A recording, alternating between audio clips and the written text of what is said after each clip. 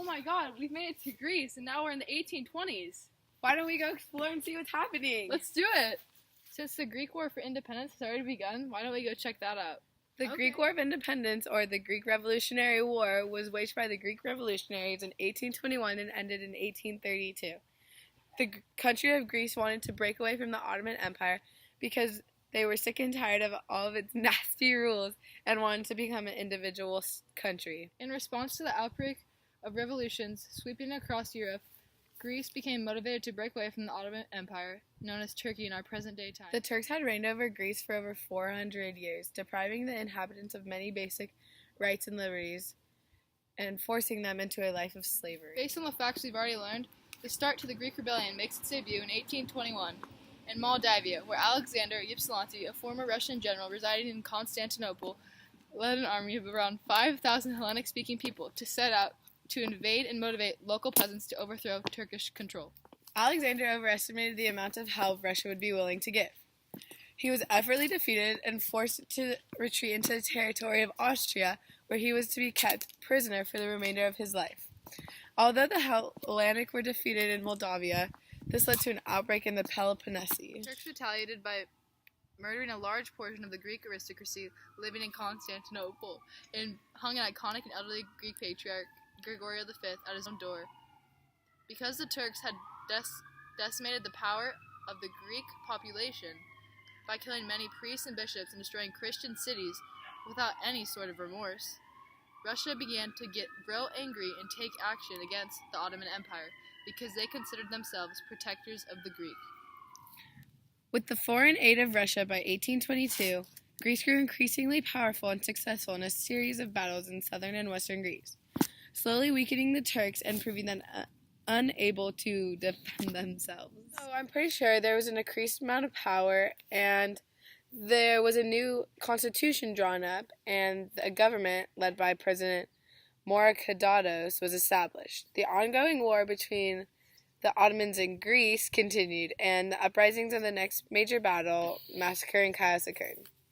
The Turks descended with a large fleet upon the island of Chios, which had a population of about 100,000 industrious Greeks, and burned their cities to ashes, killing and enslaved those that just survived. Please enlighten us on this topic.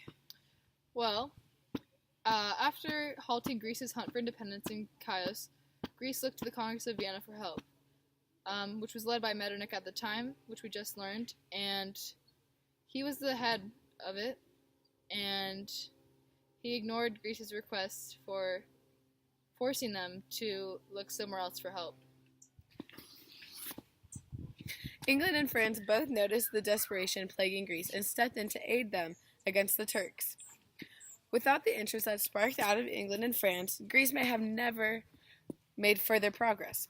Lord Byron of England serviced Greece by leaving them with a large sum of money before his unexpected death in 1824. On the other side of this debacle, the Turkish looked to Egypt for help in conquering the Greeks. Soon after the Turks' request, an Egyptian fleet sprang up from the marine layers surrounding Crete, the largest island in Greece.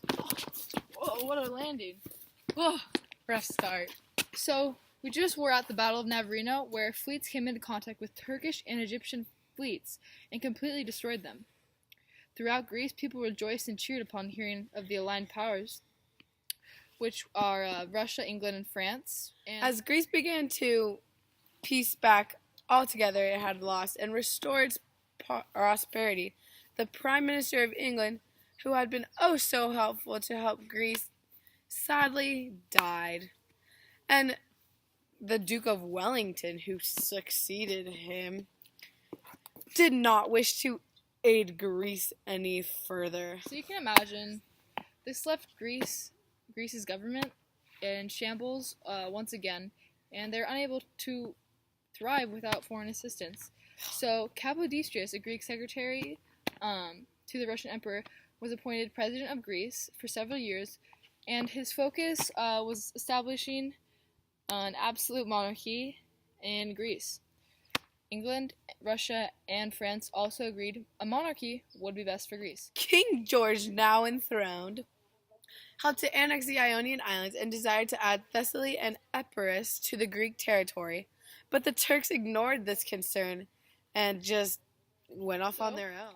The Turks later agreed to a settlement which gave Greece Thessaly but not Epirus. This is known as the Treaty of Constantinople.